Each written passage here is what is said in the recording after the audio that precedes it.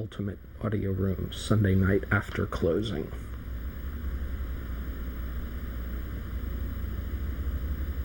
The comparison: Proceed HPA2 power amp, $3,500 versus Yamaha AX-592 integrated amp, $500.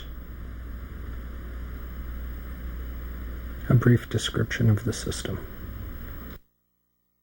Sonus Faber grand pianos. $34.99 retail. Preamp is the Proceed Proceed PRE, which is 2,000. 1999. Okay, the power amp is the HP Proceed HPA2 transport. is the Sony SCD1 with black finish, also known as SCD777ES. And accoutrements would include the stones that the speakers are on, $3.99 a pair. hand-twisted solid core Radio Shack 18-gauge solid core wire. Audiophile, stereophile rated since July of 1988 by Sam. Okay. Interconnects are M1000. M1500 from SCD. I'm turning on night shot because the camera can't see in these conditions. How useful. Okay. Monster Sigma M1500, whatever Sigma that is, from the CD player transport to the pre, coming out of the pre with Monster high-end Y splitters, neither of them been burned in, to dual runs of Monster M1000, one to the AX-592, the other to the HPA2, burned in one to the HPA2. The test subject introduced. This is Keith Hi. Richardson. Expert listener. Source material was pre-selected by Keith Richardson.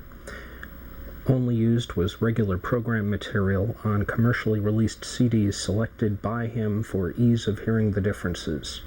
Switching methodology was single-blinded, randomly selected by coin toss selection, cable swap as per Keith Richardson, so no extra contact switching could potentially obscure differences. Wiring, speakers, audio signal path.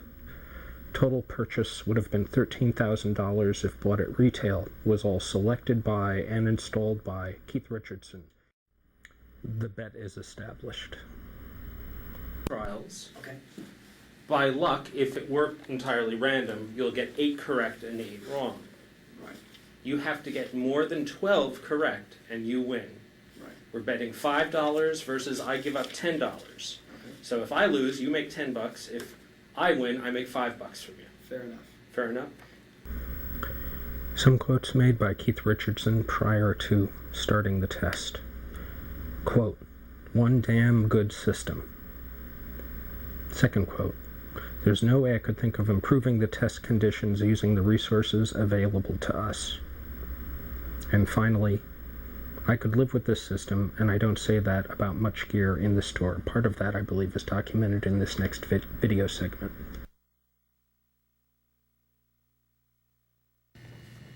Yes, the system that I could live with at home, as we stated.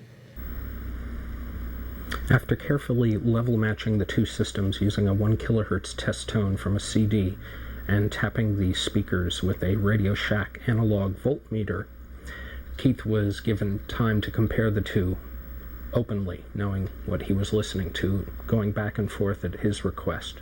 He was given as much time as he required, and then we started the testing. As a final question, Keith was asked if all conditions were sufficient so that he would be able to hear the difference, and this was his response. Do you agree that the test conditions are sufficient such that you'll hear a difference? Yes. Of course, Keith's story changed once he failed the test, successfully getting only 9 out of 16 trials correct, and having switched back and forth, including listening to requested systems 9 times. His accuracy of 56% is not statistically significant, and Mark won the bet.